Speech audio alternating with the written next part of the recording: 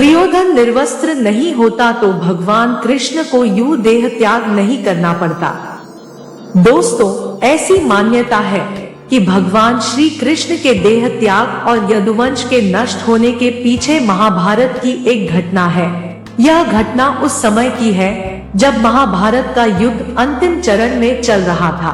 कौरवों की ओर से लड़ रहे सभी वीर अपने प्राण गंवा चुके थे। अब यह करीब करीब तय हो चुका था कि महाभारत के युद्ध में पांडव विजयी हो चुके हैं। यह बात दुर्योधन की माता गांधारी के पास भी पहुंची। गांधारी इस युद्ध में अपने 99 पुत्रों को खो चुकी थी और सिर्फ दुर्योधन ही बचा हुआ था। ऐसे समय में गांधारी का पुत्र मोह उभर कर सामने आ गया और उसने अपने पुत्र दुर्योधन को गंगा स्नान करके नग्न अवस्था में अपने सामने आने के लिए कहा। दुर्योधन माता के सामने नग्न में आने से पहले तो हिचकिचाए, लेकिन माता की आज्ञा के कारण दुर्योधन ऐसा करने के लिए तैयार हो गए।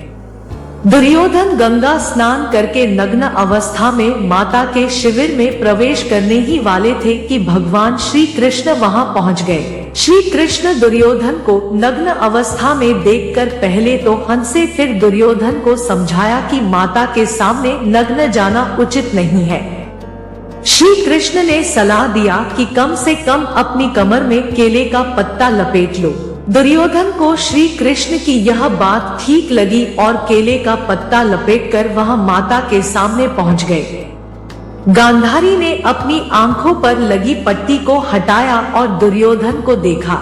गांधारी की दृष्टि से दुर्योधन का पूरा शरीर वज्र का बन गया, लेकिन जिस भाग पर केले का पत्ता लपेटा हुआ था वह वज्र का नहीं बन सका। गांधारी ने जब यह पूछा कि किसने तुम्हें केले का पत्ता लपेटकर आने की सलाह दी तो दुर्योधन ने श्री कृष्ण का नाम बताया। इससे गांधारी क्रोधित हो गई, क्योंकि वह समझ गई कि कृष्ण ने ऐसी चाल चली है जिससे उसका पुत्र अजय नहीं रहा है और उसकी भी मृत्यु हो जाएगी। इससे गांधारी ने श्री कृष्ण को शाप दे दिया। इस तरह श्री कृष्ण ने अपने देह का त्याग किया। गांधारी ने श्री कृष्ण को शाप दिया कि जिस तरह से मेरा वंश नष्ट हुआ है उसी तरह पूरे यदुवंशियों का भी अंत हो जाए। गांधारी के शाप के कारण यदुवंशी आपस में ही लड़कर नष्ट हो गए और कौरवों की तरह यदुवंश भी नष्ट हो गया।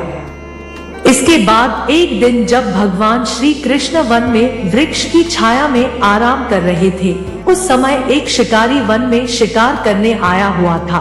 उसने जब श्री कृष्ण के पैरों की आवाज सुनी तो उसे लगा कि वन में कोई हिरण है और उसने बाण चला दिया जो सीधा श्री कृष्ण के पैरों में जा लगा। माना जाता है कि यह शिकारी पूर्व जन्म में बाली था जिसका वध भगवान श्री राम ने घात लगाकर किया। इस तरह पूर्व जन्म में किए बलि वध के कारण श्री कृष्ण को भी बाली की भांति बाणों से घायल होकर शरीर का त्याग कर दिया। दोस्तों, वीडियो लाइक करें, शेयर करें और चैनल को सब्सक्राइब करना ना भूलें। धन्यवाद। जय श्री कृष्णा।